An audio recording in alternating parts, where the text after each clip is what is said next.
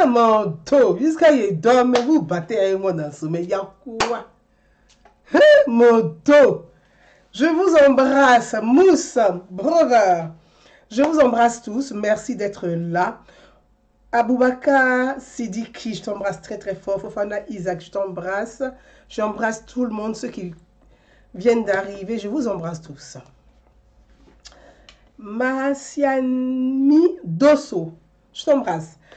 Je vais faire un petit tour d'horizon sur le décret portant à la limitation des véhicules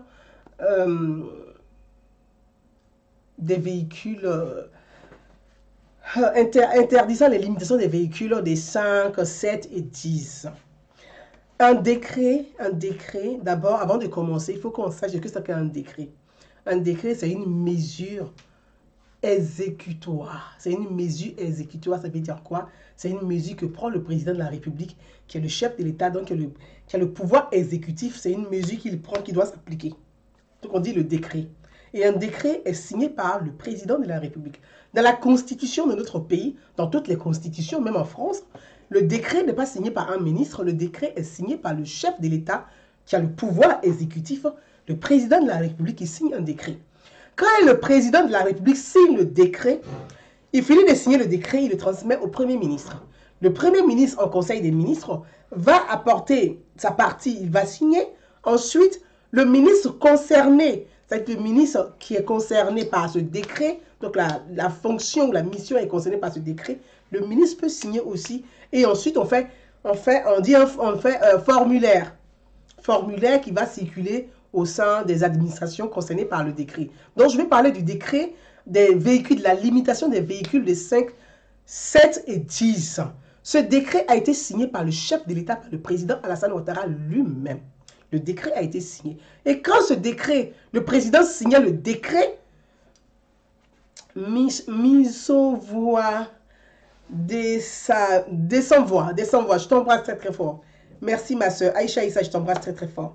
Chantoulé, rebonsoir, je t'embrasse très fort. Le décret a été signé par le président Alassane Ouattara. Le décret là, le décret des voitures, de la limitation des voitures là, c'est le président Alassane Ouattara lui-même qui a signé le décret. Dans la constitution, dans la république là, un ministre ne signe pas un décret. Parce que c'est exécutoire. C'est l'exécutif, le pouvoir, le président là, le président est souverain. C'est lui seul qui signe le décret. Donc le décret a été signé par le président Alassane Ouattara.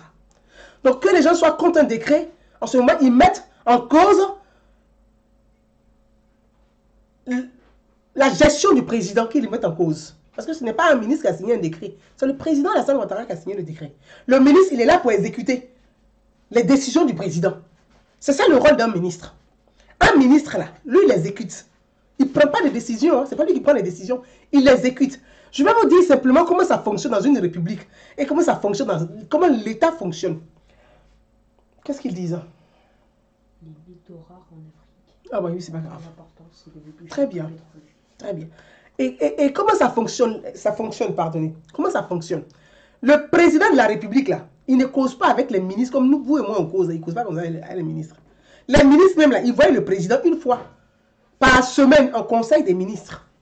Ou souvent, quand il y a des événements, les ministres n'ont même pas le droit d'appeler le président pour dire, allô, monsieur le président, vous savez, il y a tel ministre là, je ne suis pas, voilà ce qu'il m'a fait. Les trucs de ragots là, tu n'appelles pas, les ministres n'appellent pas le président. Si tu veux parler au président là, tu passes par le premier ministre. C'est le premier ministre qui va faire ta commission s'il trouve nécessaire. Parce que le président, il est occupé. Il s'occupe de la nation. Donc, il n'a pas... C'est un conseil des ministres. Chacun vient avec son dossier. Il expose son dossier. Quand vous sortez du conseil des ministres, là, vous n'appelez pas le président pour le déranger. Si le président va appeler quelqu'un, là, il va prendre sa ligne, il va appeler. Et cette ligne-là, le ministre n'appelle pas dessus. C'est le protocole d'État. C'est le protocole d'État. Ça s'appelle le protocole d'État. Donc, la République, là, elle est institutionnelle. La République, là, il y a l'hiérarchie. La République, là, elle est organisée de sorte que l'ordre règne. De sorte que l'état des droits même règne, là. À commencer même par ceux qui nous gouvernent. Donc, un ministre ne se lève pas dans un bureau quelconque. Et puis, il se lève. Ah, aujourd'hui, là, les gens qui sont de l'autre côté, je vais les emmerder. Ça ne se passe pas comme ça. Le décret a été signé par le président Alassane Ouattara. Et le ministre en charge de cette réforme prend le décret du président et il la met en application. Lui, il exécute ce que le président a dit. Donc vraiment, je voulais apporter cette touche parce que hier, quand j'ai fait le direct live, certains m'ont demandé pour dire, mais le décret, on nous dit que le décret a été signé par le ministre. Franchement, ceux qui vous racontent que le décret est signé par un ministre, ce sont des gens qui ont une méconnaissance de la République et de son fonctionnement. C'est des gens qui ont une méconnaissance de la République et de son fonctionnement. Un ministre ne signe pas un décret.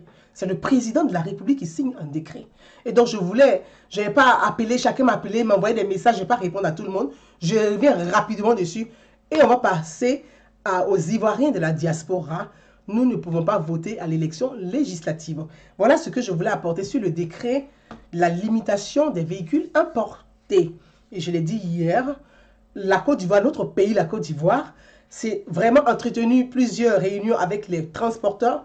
L'État de Côte d'Ivoire a apporté des mesures d'accompagnement pour aider les acteurs de ce secteur-là, à les aider à maintenir leur boulot, leurs emplois et leurs employés. L'État a accompagné les transporteurs de Côte d'Ivoire. L'État a accompagné les personnes qui sont dans ce secteur d'activité. Plus encore, l'État de Côte d'Ivoire a offert 1000 véhicules neufs aux transporteurs de Côte d'Ivoire. Et ça, malheureusement, ce n'est pas assez relayé. Mais les transporteurs de Côte d'Ivoire, là, si vous avez des parents dedans, demandez-leur. L'État de Côte d'Ivoire a offert 1000 véhicules. Et je veux dire que quand le décret rentrait en vigueur, M. Soro Guillaume, je ne me trompe pas, il était encore à l'Assemblée nationale, il était encore président de l'Assemblée nationale. Donc, il sait, lui-même, les véhicules que l'État a offert là, lui-même, il a eu des véhicules dedans aussi. Donc, s'il y a eu des coupeurs de route sur la route, là, ça c'est entre eux.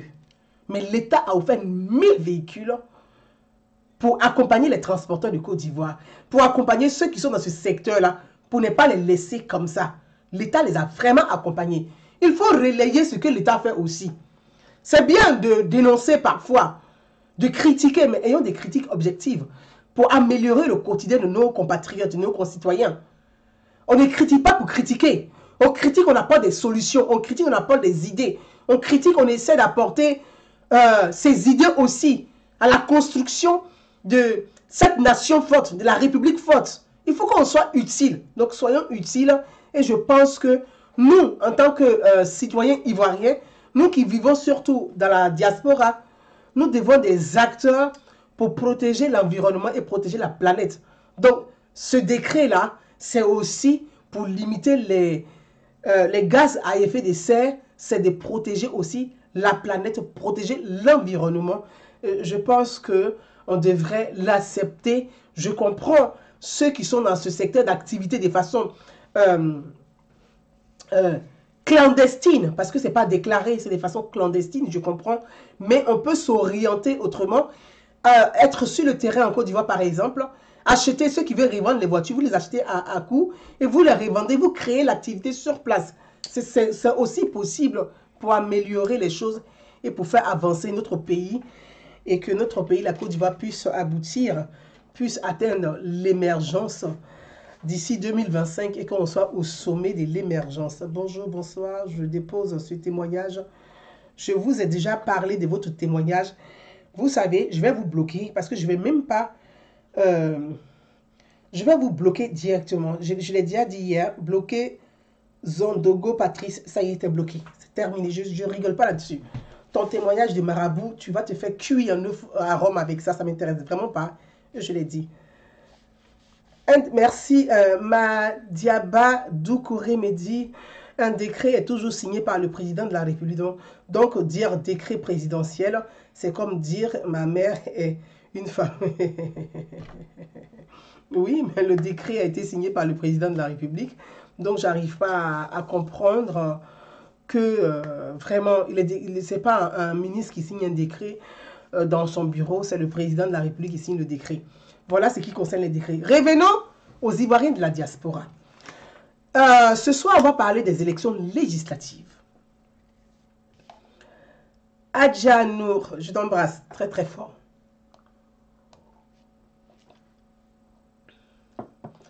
Aboubakar Touré, la Côte d'Ivoire doit te décorer pour tout ce que tu fais pour le pays. Merci beaucoup. Oh là là, tiens l'amour, je t'embrasse.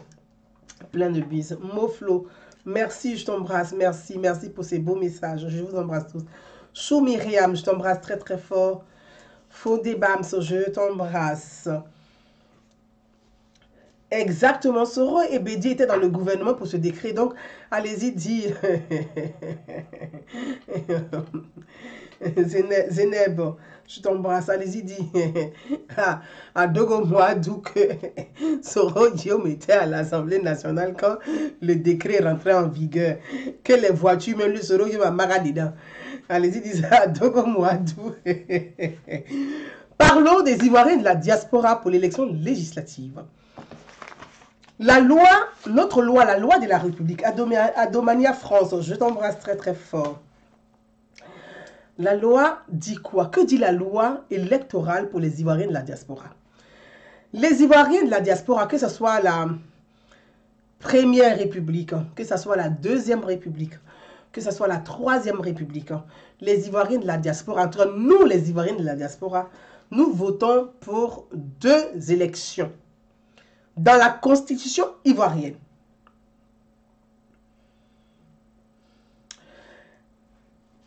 Naminata Mété, je t'embrasse, merci. Dans la... Excusez-moi, comme je l'ai dit, j'ai dit au fur et à mesure, les personnes qui mettent les commentaires de publicité, je vais les bloquer. Donc là, je bloque au fur et à mesure. Dans la constitution ivoirienne, la constitution ivoirienne dit quoi? Les Ivoiriens de la diaspora, c'est-à-dire nous qui vivons dans la diaspora. Parce que on dit Ivoiriens de la diaspora, on ne vit pas en Côte d'Ivoire, on vit dans la diaspora. Le code électoral, que ce soit la Première République, la Deuxième République, la Troisième République, nous participons à 2 élections. 2 élections. Pour un homme, c'est-à-dire le président de la République, les Ivoiriens de la diaspora participent au choix du président de la République. Donc pour un homme, l'élection d'un homme ou d'une femme. Et je souhaite d'ailleurs qu'on passe quand même enfin aussi aux femmes. Donc l'élection d'un homme ou d'une femme. Les Ivoiriens de la diaspora votent à l'élection présidentielle. Nous, Ivoiriens de la diaspora, nous qui vivons dans la diaspora, que ce soit la diaspora en Afrique, que ce soit les Ivoiriens qui vivent au Cameroun, au Burkina Faso, en Guinée, au Mali, au Sénégal, au Togo, en France, en Angleterre, aux États-Unis, en Suède, en Suisse, en Allemagne, en Norvège, en Hollande, nous sommes tous les Ivoiriens de la diaspora. Nous votons la loi électorale, c'est-à-dire que la loi de notre pays, la constitution dit que ce soit c'était la première constitution, la deuxième constitution, la troisième république, que ce soit la première république, la deuxième, la troisième république, les Ivoiriens de la diaspora votent pour l'élection du choix du président de la République ou de la présidente de la République. Deuxième élection qui concerne les Ivoiriens de la diaspora, c'est le référendum, donc le texte, le référendum. Les Ivoiriens de la diaspora votent aussi au référendum. Après ces 2 élections-là, l'élection du président de la République ou la présidente de la République et le référendum, les Ivoiriens de la diaspora, nous là, le code électoral nous exclut de l'élection législative. Pourquoi? Parce qu'une élection législative, c'est le choix d'un député qui va représenter les habitants d'une circonscription. Élection législative, c'est la représentation du peuple. Oui, nous sommes aussi le peuple, on vit dans la diaspora. La diaspora n'est pas reconnue comme une région dans la Troisième République, pour l'instant. La diaspora n'est pas une région, donc il n'y a pas de département. Sur le plan institutionnel et constitutionnel, nous ne sommes pas une région pour l'instant. Peut-être dans les années à venir, ça va évoluer. Mais pour l'instant, les Ivoiriens de la diaspora, pour l'élection législative, le choix du représentant de la circonscription à l'Assemblée nationale, c'est le plan national. C'est les Ivoiriens qui vivent là-bas. Donc, tu vas représenter ceux qui vivent dans ta circonscription. Moi, je ne vis pas à Dioké, par exemple. Même si j'y vais très souvent, que je mène des actions dans le Guémon. Je ne vis pas là-bas. Je vis en France. Je ne peux pas me lever parce que je mène des actions humanitaires ou parce que j'accompagne des femmes ou j'accompagne des jeunes, que je vais me lever, je salue mon fiston Thierry qui est là d'ailleurs, que je vais me lever pour dire, bon ok, très bien, comme bien j'ai des fistons qui sont là-bas, les gens qui m'aiment bien et que je suis connue, je vais être candidate, je vais les représenter. La loi de notre pays, le code électoral m'interdit ça parce que je ne vis pas là-bas. Je vis en France. Bon, si je vis en France, ma maison en France, ma famille en France, je suis député à Dioukwé là-haut. Je fais quoi? J'ai fait 6 mois là-bas et puis j'ai fait 6 mois en France. Je représente qui? Les habitants de la France ou les habitants de là-bas? En fait, je prends mon exemple un peu pour essayer de faire plus simple que ça. Pour essayer de faire plus simple. Ce n'est pas parce que les gens m'apprécient dans une ville, dans une région, que obligatoirement, je dois partir pour dire, oui, ah, mon cousin Naounou, moi je mène des actions. Mais les actions humanitaires que je mène là, je ne les mène pas dans l'intérêt que les gens votent pour moi.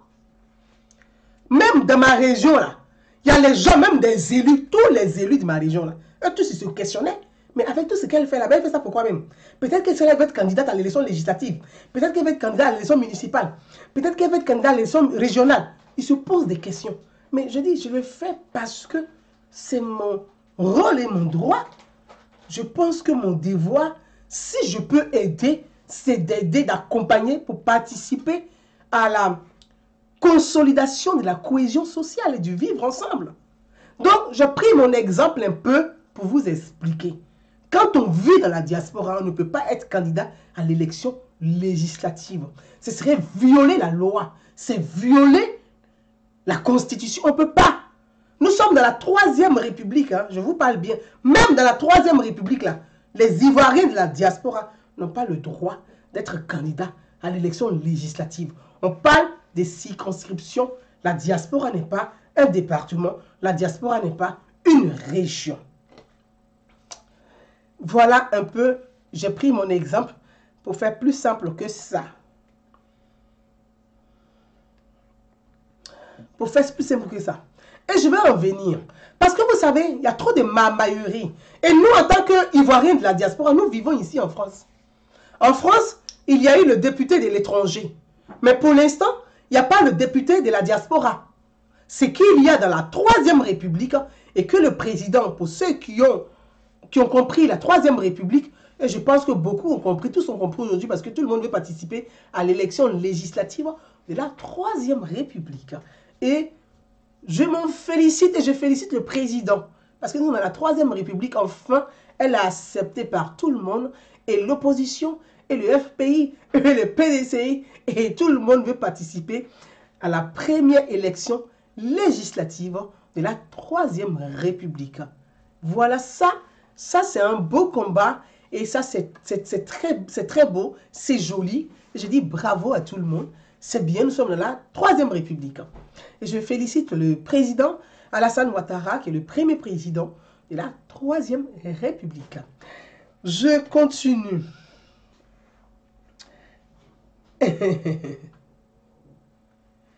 Voilà. Parce qu'il y a beaucoup de marmailleurs. Dans la diaspora, on se connaît. Oui, il y a beaucoup de marmailleurs. Mais quand on vit dans la diaspora, là, on devait avoir l'esprit institutionnel parce que ce sont des pays évolués. Ce sont des pays qui démocratiques depuis très longtemps. C'est des démocraties qui datent de plus de 100 ans. Donc nous, là, on devait apprendre et puis apporter. Apporter ce qui est mieux, qui a fait évoluer leur démocratie, là. On doit apporter ça aussi pour que nous, notre jeune démocratie, parce qu'on a que 50 ans, hein, que notre jeune démocratie évolue aussi. Mais nous, on ne doit pas être des acteurs pour aller déstabiliser nos démocraties en Afrique. Yasmine, je t'embrasse très très fort. On ne peut pas être des acteurs pour déstabiliser notre démocratie en Afrique. On doit aider notre démocratie à être des démocraties fortes. On vit ici dans la diaspora. Les Français qui vivent en Côte d'Ivoire, là, ils ne viennent pas en France. Ils ont des résidences en France. Hein. Les Français qui vivent en Côte d'Ivoire, ils ont des résidences en France, mais ils vivent en Côte d'Ivoire. Les expatriés, là. Ils ont des maisons en France. Mais ils ne courent pas pour venir pendant les campagnes pour dire, bon, je vais faire 6 mois en France, Comme ça, je serai candidat à l'élection législative. Non, la loi ne dit pas ça. C'est pas parce que tu amènes des sacs de riz dans un campement que tu vas être candidat à une élection législative. C'est pas parce que tu emmènes des barriques d'huile dans un campement que tu vas être candidat à l'élection législative. C'est pas parce que tu amènes des pansements dans un hôpital que tu vas être candidat à l'élection législative.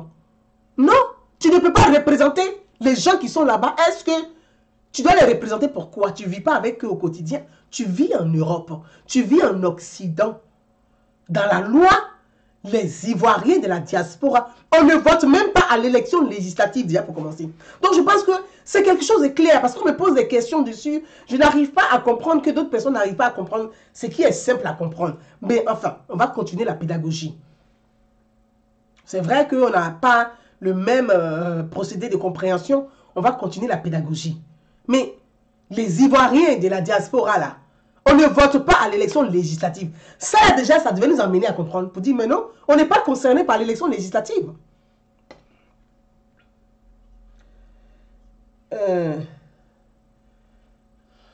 Excusez-moi, je bloque.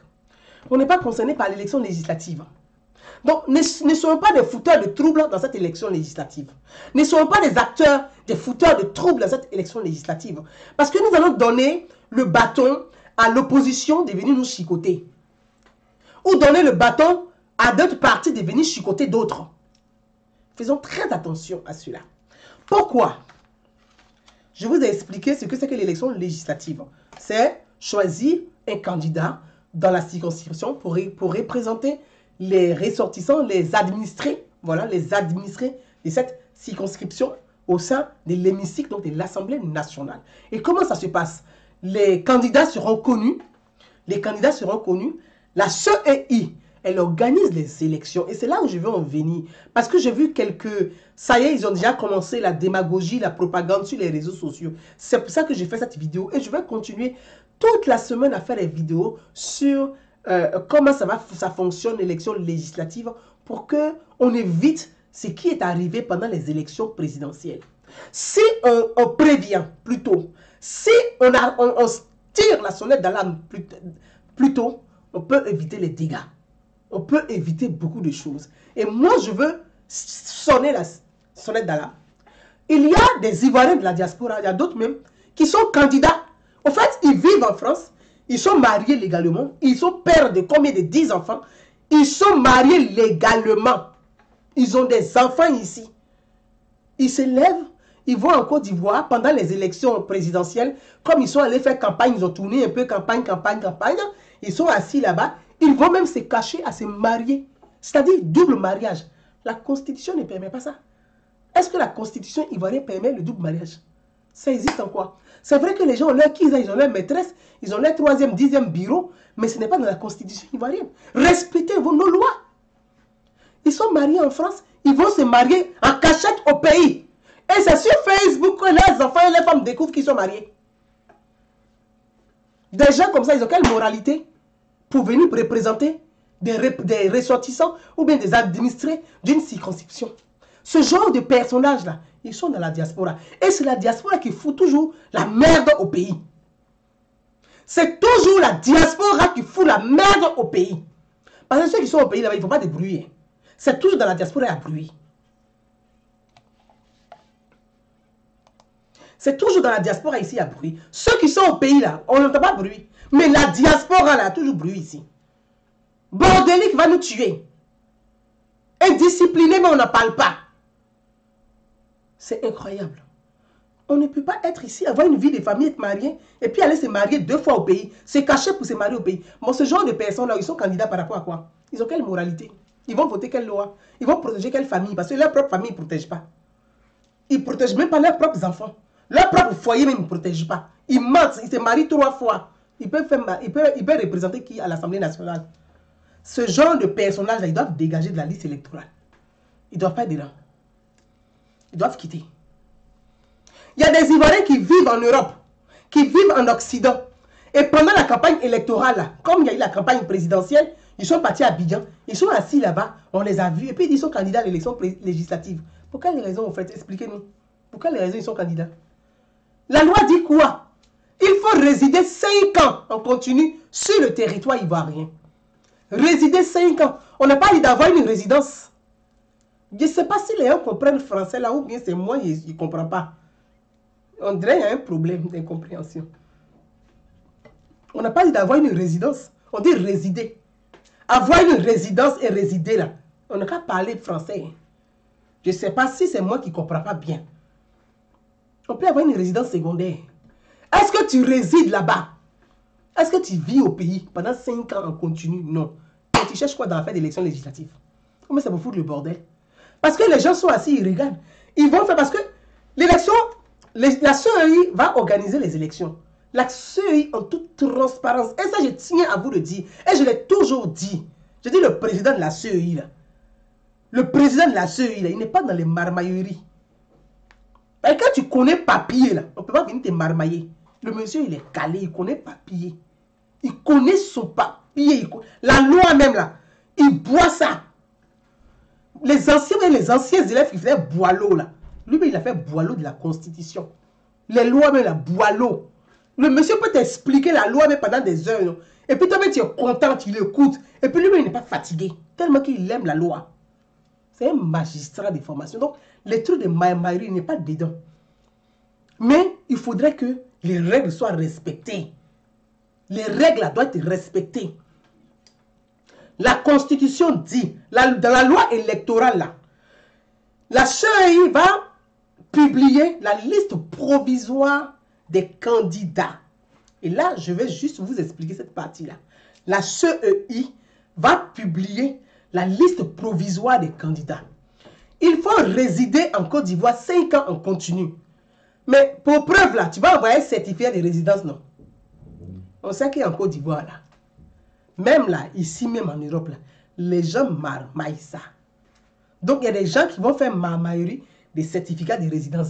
Ils vont envoyer. Peut-être comme ils ont acheté leur maison au pays, ils vont prendre ça pour envoyer, pour dire qu'ils résident. Pourtant, nous tous, on sait qu'ils vivent en Europe, en Occident.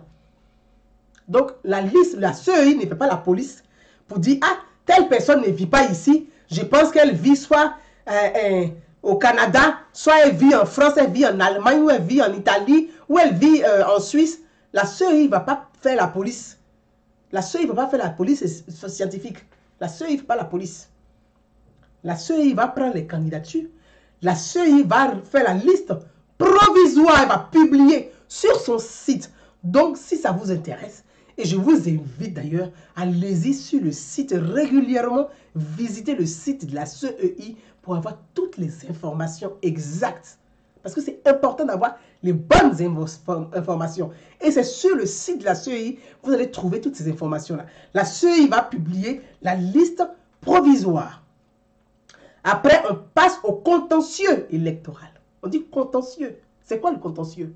Ceux qui ne sont pas d'accord. Qui peut contester la candidature d'un candidat à l'élection législative? Même à une élection. Qui peut contester la candidature? Qui peut contester? Tout citoyen a le droit de contester une candidature. Tout citoyen ivoirien a le droit de contester une signature. Une candidature, pardon. Tout citoyen ivoirien a le droit de contester une candidature. Et ça se passe comment? Quand la CEI publie la liste provisoire des candidats à l'élection législative, nous avons 8 jours. Quand je dis nous, ça veut dire tous les citoyens, chaque citoyen, tout citoyen, donc je suis aussi une citoyenne, je ne vais pas m'exclure.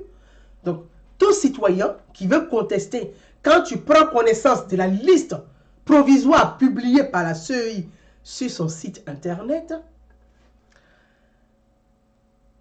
tu vois un candidat, tu sais qu'il vit, par exemple, il vit en France. Toi, tu sais qu'il vit en France. Parce que nous devons aider l'État à être propre. Nous devons aider notre pays à être correct. Donc nous sommes aussi comme des gardiens de la paix.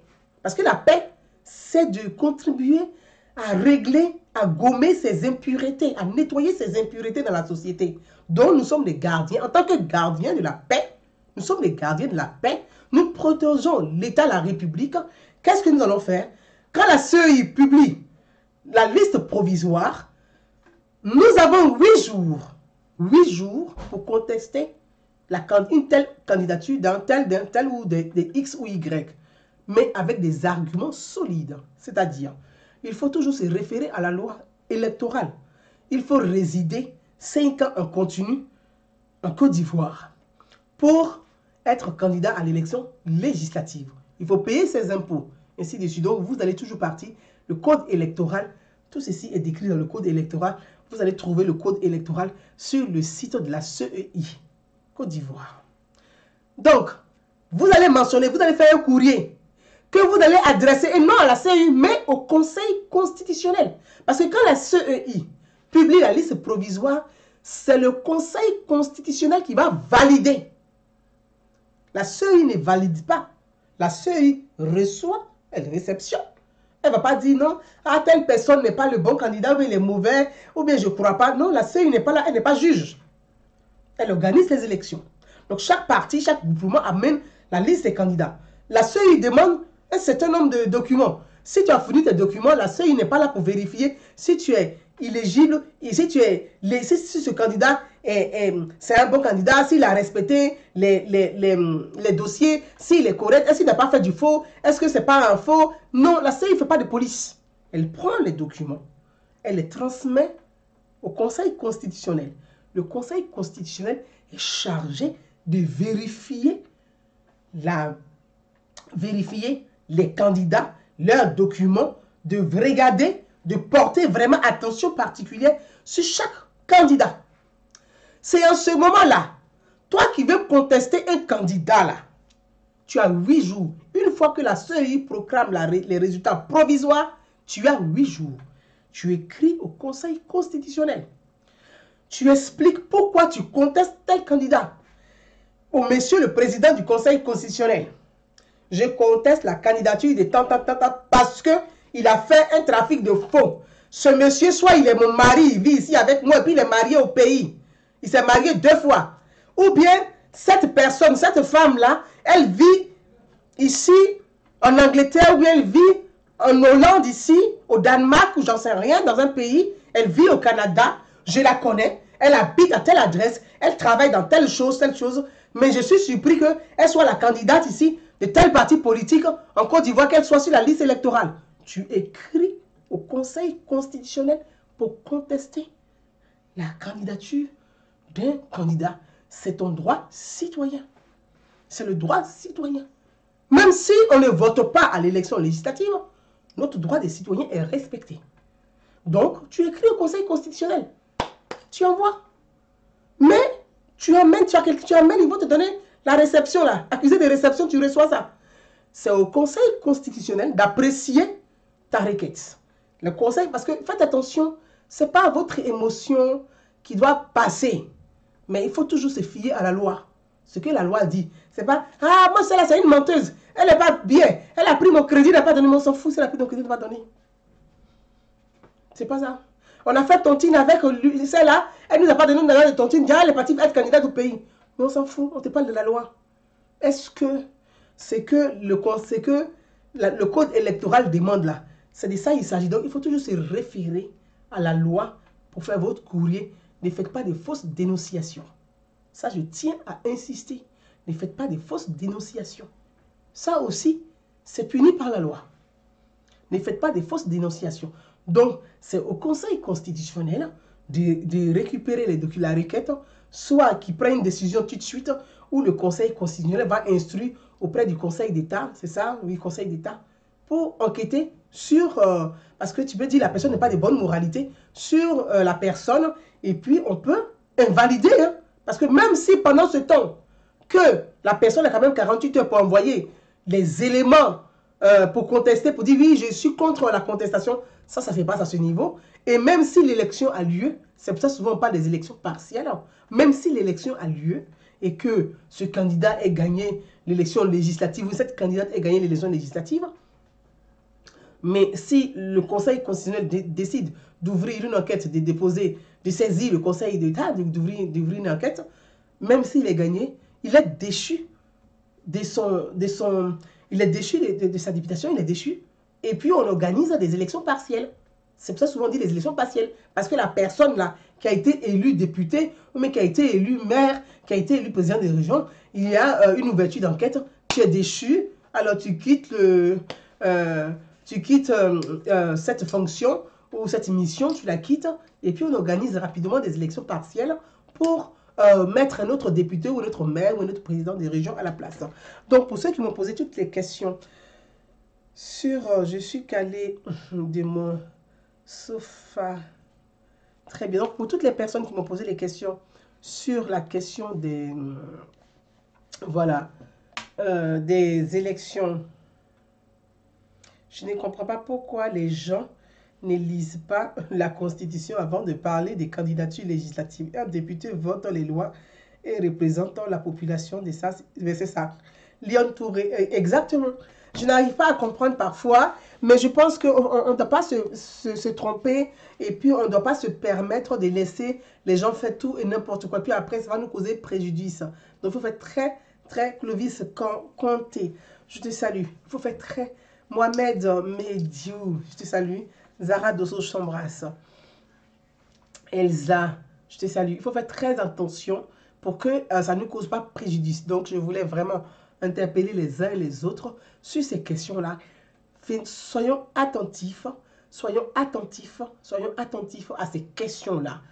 La diaspora ivoirienne ne peut pas être candidate. Ce n'est pas une question parce qu'il ne faut pas demander, oui, ah, nous là, on a fait une campagne pour le président Alassane Ouattara, il a gagné les élections, maintenant, les gens qu'il a mis à la tête là, ils ont écarté notre candidature. Non, les gens qu'il a mis à la tête n'ont pas écarté votre candidature, tout simplement que vous ne rentrez pas dans le code, vous ne respectez pas le code électoral. Donc, il y a des candidatures qui seront rejetées. Ça, c'est normal. Ne vous plaignez pas, c'est normal. Surtout, je vais parler des Ivoiriens de la diaspora. Je vais parler de nous. Nous, les Ivoiriens de la diaspora. Parfois, il faut savoir prendre... il faut savoir garder raison. Il ne faut pas faire de l'amalgame ou une mauvaise récupération. Il ne faut pas en faire. Une question, est-ce qu'on peut contester par mail au Conseil constitutionnel? Alors, ça, je ne peux pas... Anicette Série me demande si on peut contester par mail au Conseil constitutionnel. Moi, je te conseillerais plutôt, si tu as quelqu'un au pays, tu fais ton courrier par mail que tu emmènes à la personne, il va se rendre au Conseil constitutionnel pour que tu sois sûr d'avoir l'accusé de réception avec le tampon du Conseil constitutionnel. C'est l'authenticité, c'est la preuve que vraiment ton courrier est arrivé parce que les mails... On reçoit tellement les mails de milliers de personnes. Je peux vous assurer que ce n'est pas tous les mails qu'on lit quand même. Donc, je ne sais pas si on peut écrire par mail, mais je pense qu'au niveau de la loi, c'est mieux de se déplacer et d'avoir quand même le cachet de l'accusé des réceptions. Ce qui prouve qu'effectivement, ça vous tient aussi à cœur et que forcément, vous avez une personne sur place qui peut jouer ce rôle pour vous. Voilà ce que je peux dire, mais par mail, je ne vous le conseille pas. Je vous conseille plutôt par courrier. C'est mieux par courrier. Parce qu'après, on peut vous dire, on l'a pas reçu. Vous allez dire quoi? Il a reçu votre mail. Bah, il n'a pas reçu, il n'a pas reçu. Qu'est-ce qu'il prouve? Oui, j'ai envoyé par mail. Bah, non. Il n'a pas reçu. Alors, quelle autre question? Qui a d'autres questions à me poser? Comme ça, s'il n'y a plus de questions, c'est très bien. On est à 46 minutes, on peut s'arrêter. Même toi, tu ne peux pas être candidate. Non, Awa Karma, je ne peux pas être candidate à l'élection législative parce que je ne vis pas en Côte d'Ivoire et que la loi électorale dit il faut vivre en Côte d'Ivoire 5 ans en continu. Et puis, sincèrement, les actions que je mène dans ma région, dans le département de Dioukoué, c'est de façon humanitaire. Je m'éclate très bien là-dedans. Je pense que je suis encore utile dans ce domaine-là. Donc, on ne dit jamais non à non, mais c'est Dieu qui décide. Voilà, je pense que quand le moment sera venu, mais ça se fera tout seul. Ça se fera tout seul. Ce n'est pas légal. Un mail ne fait pas foi. Merci pour la réponse. Quel Ivoirien de la diaspora a l'intention de se présenter?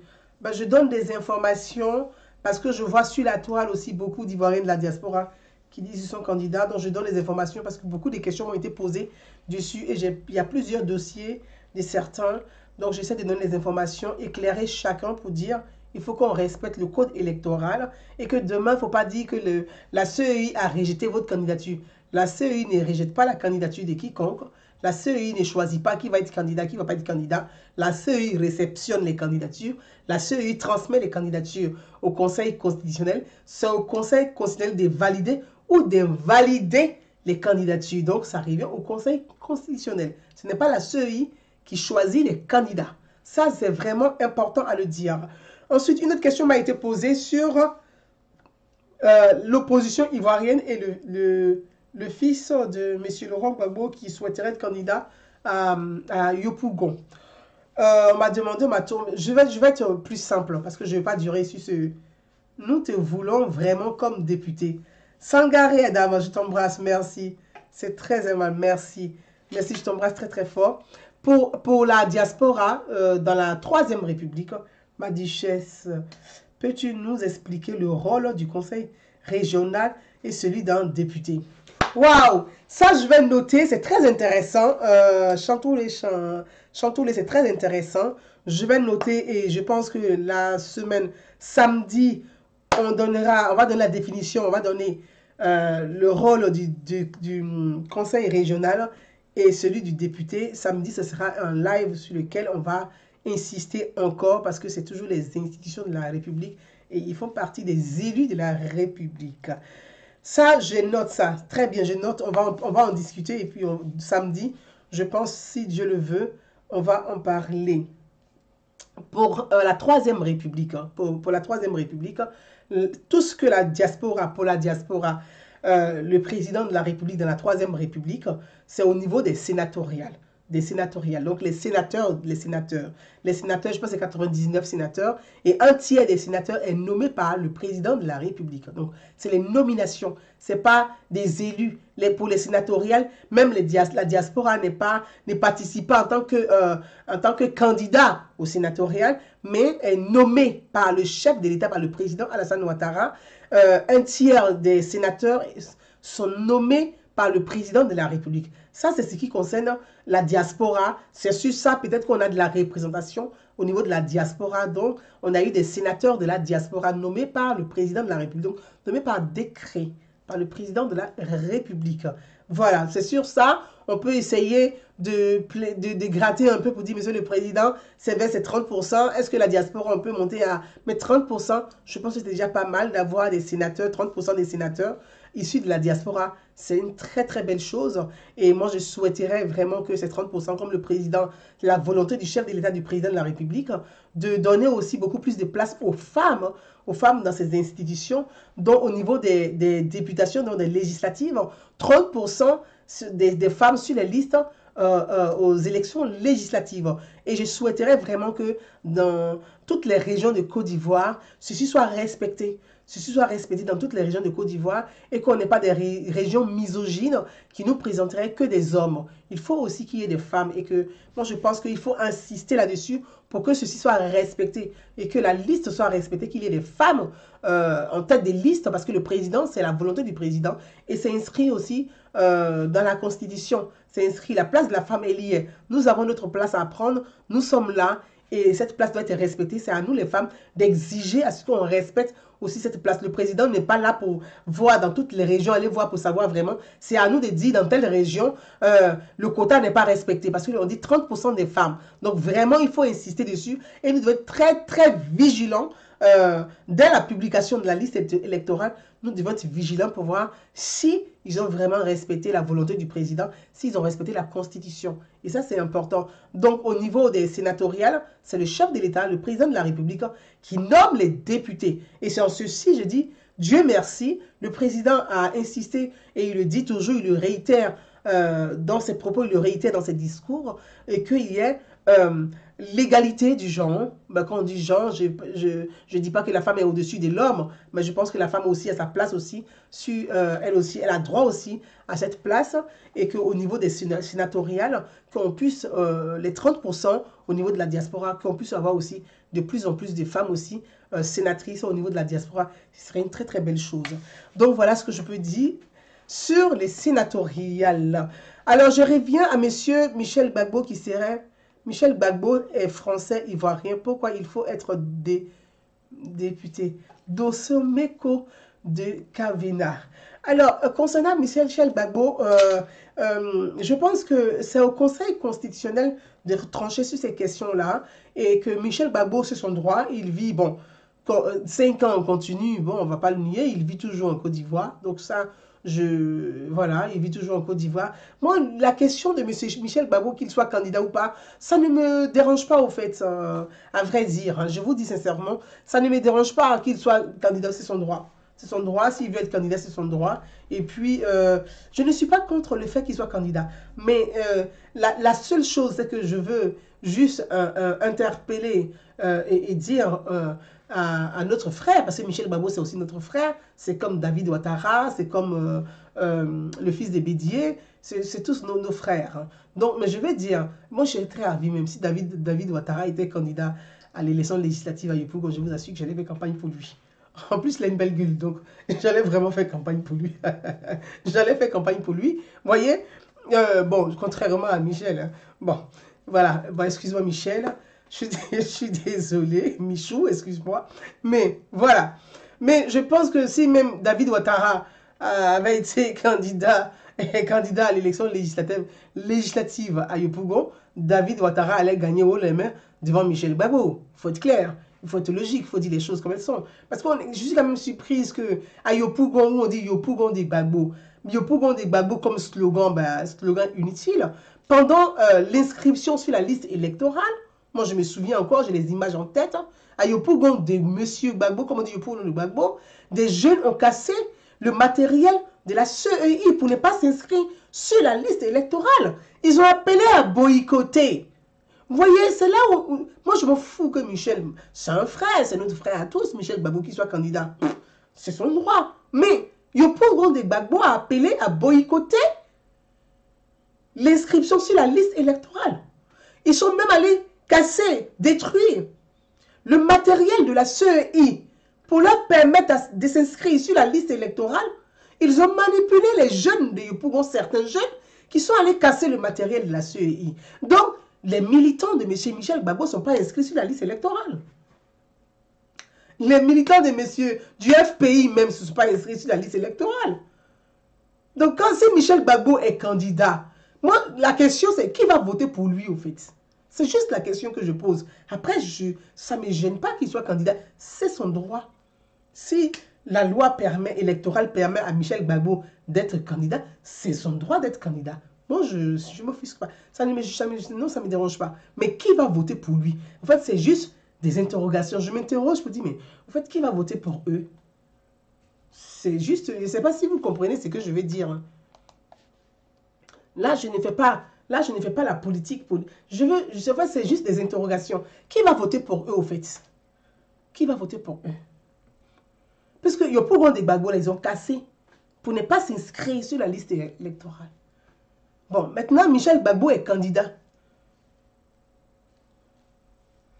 Il y a eu la révision de la liste électorale.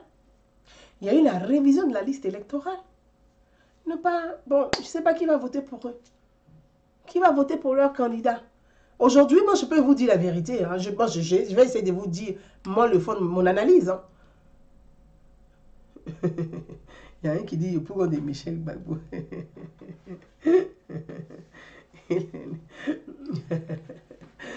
Pour de Michel Gbagbo. Non, mais qui va voter pour eux? Donc, il ne faut pas faire de la mauvaise foi. Hein. Je pense qu'il faut être de bonne foi. Et puis, il faut être catholique. Hein.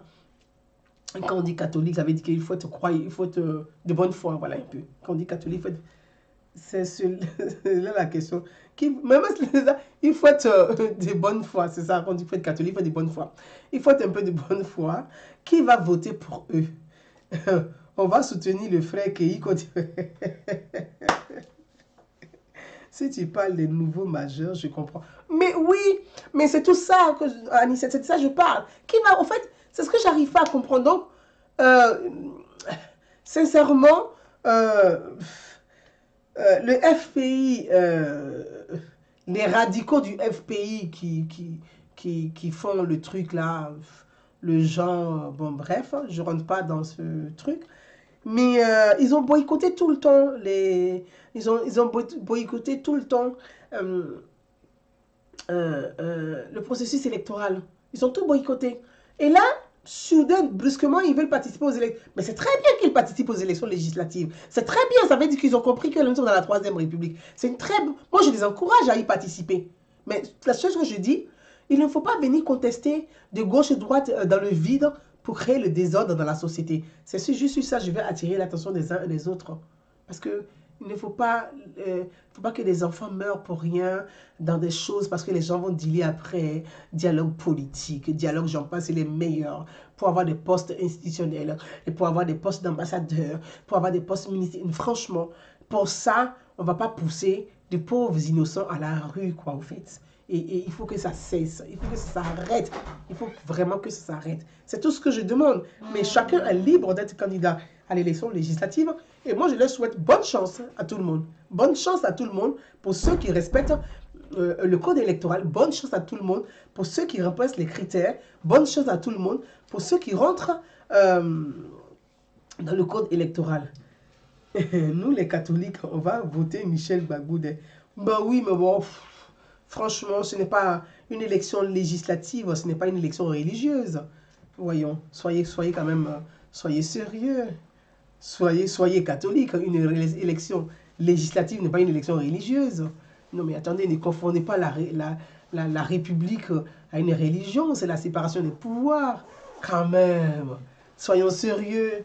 Voyons. Bon, donc voilà, je pense qu'on tire à notre fin. Il faut éviter de raconter un peu de bêtises. Je pense que c'est la fin. Je vous embrasse tous. Chantoulé, j'ai noté pour demain, si Dieu le veut, on parlera du rôle du conseil régional et des députés dans la République. Je vous embrasse très très fort et je dis bonne chance à tous les candidats légitimes, à la première élection législative de la Troisième République sous le pouvoir du premier président de la Troisième République, le président Alassane Ouattara. Je vous embrasse et je vous dis à demain. Belle soirée. Bye bye. Belle soirée.